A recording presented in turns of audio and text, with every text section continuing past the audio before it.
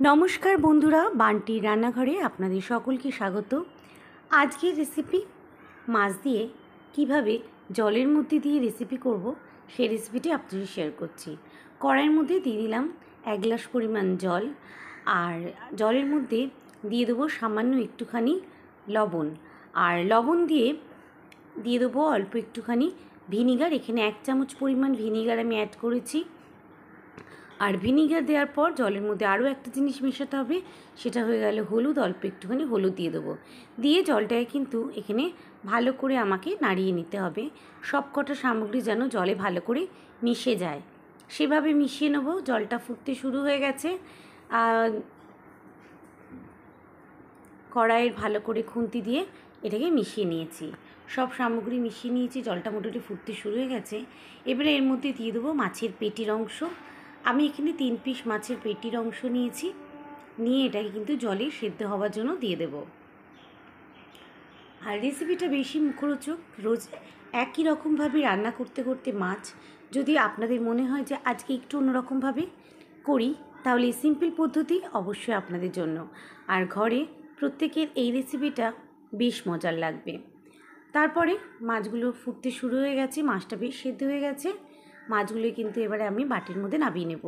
তার আগে আমাকে একটা মশলা তৈরি করতে হবে। নিয়ে নিয়েছি এখানে কাজু বাদামের গুঁড়োটা, ওদিকে নিয়ে নিয়েছি 1 চামচ পোস্ত, গরম মশলা যা যা থাকে সেটা নিয়ে কিন্তু আমি ড্রাই রোস্ট করে নিয়েছি। দিয়ে দিয়েছিলাম শুকনো কাঁচা লঙ্কা, একটা পেঁয়াজ, আদা আর রসুন দিয়েও কিন্তু আমি একটু একসঙ্গে পেস্ট করে নেব এই মশলাটাকে। আর এবারে মাছের পেটিগুলোকে কিন্তু সেদ্ধ হওয়ার পর জল থেকে নামিয়ে নিতে হবে। জল থেকে নামিয়ে এবারে মাছের পেটিগুলোকে কাটা ছাড়িয়ে নিতে হবে বেশ ভালো করে।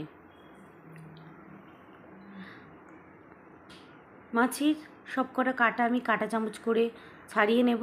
কাঁচটার মধ্যে আলাদা আলাদা করে ছাড়িয়ে এর মধ্যে লঙ্কা গুঁড়ো, হলুদ গুঁড়ো, ধনে গুঁড়ো, জিরে গুঁড়ো দিয়ে রেখে দিয়েছি। এরপরে এর মধ্যে দিয়ে দেবো 2টো আলু সেদ্ধ, আর তার মধ্যে দিয়ে দেবো কিছুটা পেঁয়াজ কুচি, কিছুটা লঙ্কা কুচি দিয়ে আলুটাকে এর মধ্যে দিয়ে ভালো করে সব সামগ্রী একসঙ্গে মিশিয়ে নেব, হাতে করে মেখে নেব। লক্ষ্য রাখতে হবে মাছের কাঁটাগুলো যেন ভালোভাবে বাছা হয়ে যায়, নালে কিন্তু পরবর্তীকালে মুখে পড়তে পারে। এই আলুগুলো আমি এর মধ্যে দিয়ে দিলাম, দিয়ে ভালো করে এগুলোকে আমি একসঙ্গে মেখে একটা ডো তৈরি করব। দিয়ে দিলাম পরিমাণ মতো লবণ, লবণটা দেখিয়ে কিন্তু ভালো করে মেখে নিতে হবে। লবণটা আপনারা আপনাদের স্বাদ মতো দেবেন। এরপর এটাকে ভালো করে, আমার ডোটা কিন্তু মোটামুটি তৈরি হয়ে গেছে। এটাকে একটু বাইন্ডিংয়ের জন্য এতে আরও একটা জিনিস মেশাতে হবে। আর এর মধ্যে যদি কোনো কাটা থাকে অবশ্যই মাখার সময় হাতে লাগলে সেটা তুলে দেবেন। দিয়ে দেবো অল্প পরিমাণ গরম মশলা, আর সঙ্গে বাইন্ডিংয়ের জন্য দিয়ে দেবো 2 থেকে 3 চামচ পরিমাণ বেসন। বেসনটা আপনারা বাইন্ডিংয়ের জন্য যতটা লাগবে সেই বুঝে 2 থেকে 3 চামচ কি 1 চামচ যেটাতে হবে সেইভাবে করবেন। মাখাটা হয়ে গেছে, এবারে ভালো করে আমি এক জায়গায় করে নেব ডোটাকে। এবারে কিন্তু এই ডোটা কমপ্লিট। এর মধ্যে এবারে হাতের মধ্যে দিয়ে দেবো একটুখানি তেল দিয়ে এই ডোটাকে কিন্তু গোল গোল করে একটু চ্যাপটা শেপ দিয়ে নেব আমি এই পুরটাকে। মাছের পুরটা ভালো করে শেপ দিয়ে আমি রেখে দিয়েছি একটা থালার ওপর। এভাবেই সবকটা পুর আমি হাতে করে গড়ে নেব। আলতো হাতে এটাকে একটুখানি গোল করলেই হয়ে যাবে।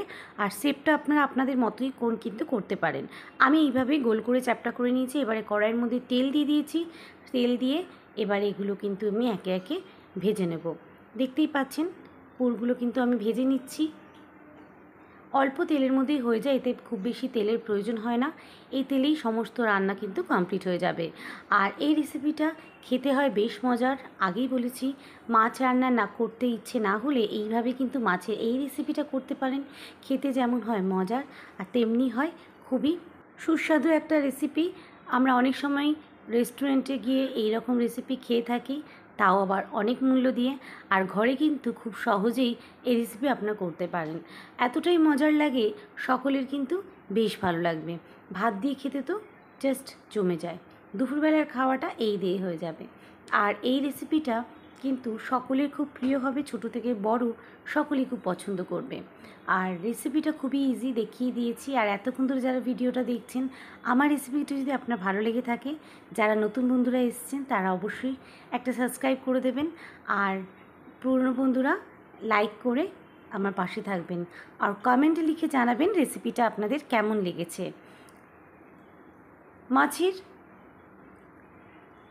কোপ্তাগুলো কিন্তু আমার ভাজা হয়ে গেছে। এবারে কোপ্তাগুলোকে আমি আস্তে করে একটা ডিশের মধ্যে তুলে রাখবো। দেখতেই পাচ্ছেন এইভাবেই লাল করে ভাজবো।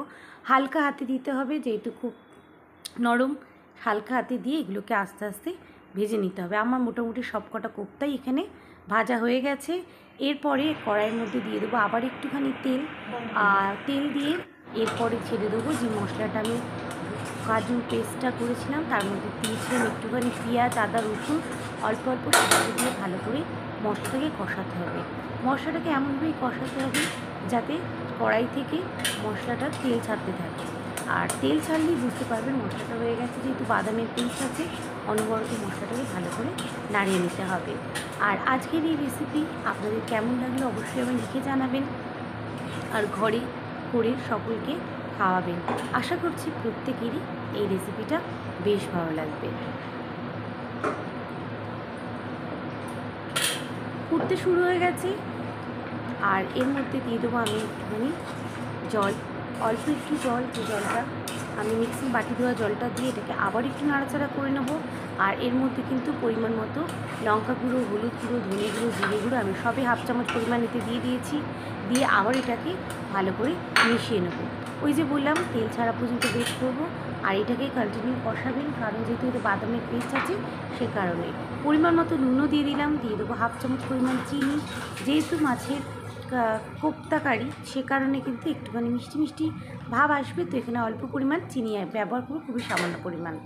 আর এবারে কিন্তু ফুটতে শুরু হয়ে গেছে, আর দেখতেই পাচ্ছেন কড়াই থেকে মশলাটা ছেড়ে এসছে, মানে তেল ছাড়তে শুরু হয়ে গেছে। এই পর্যায়ে কিন্তু মশলাটা আমি আরও একটুখানি কষিয়ে নেবো, কনফার্ম হওয়ার জন্য, যেন মশলা দিয়ে কোনো রকম কাঁচা ভাব না থাকে সে কারণে। মশলাটা কন্টিনিউ কষিয়ে নেবো। দেখতেই পাচ্ছেন কষানো মোটামুটি হয়ে গেছে। এই পর্যায়ে এতে দিয়ে দেবো ফুটন্ত গরম জল। মশলা থেকে পুরোপুরি শিওর হয়ে নেবেন যে কষানো হয়ে গেছে কিনা, তারপরে এর মধ্যে অ্যাড করে দেবো সামান্য পরিমাণ জল, আর জল দিয়ে এটাকে ফুটতে দেবো। এরপরে এর মধ্যে দিয়ে দেবো গরম জল। খুব বেশি জল দেওয়া যাবে না, এটা একটু গ্রেভি মতো হবে। আর গরম জলটা কিন্তু দেওয়ার পরে এটা ফুটা পর্যন্ত ওয়েট করব। তারপরে এর মধ্যে ঘি, গরম মশলাও অ্যাড করে ছেড়ে দেবো মাছের কোপ্তাগুলো। খুব বেশি ফোটানো যাবে না, মাছের কোপ্তাগুলো দিয়ে একটু নাড়াচাড়া করে দেব ততক্ষণ পর্যন্ত যতক্ষণ না কোপ্তাগুলো গ্রেভির মধ্যে ডুবে যাচ্ছে। ঘি, গরম মশলা দিয়ে একটুখানি ফুটতে শুরু হলেই কিন্তু আজকের কোপ্তা কারি আপনাদের রেডি হয়ে গেছে। মাছের এই কোপ্তা কারি রেসিপি আপনাদের কেমন লেগেছে অবশ্যই জানাবেন। ভালো লাগলে একটা কমেন্টে লিখে পাঠাবেন। আর আপনাদের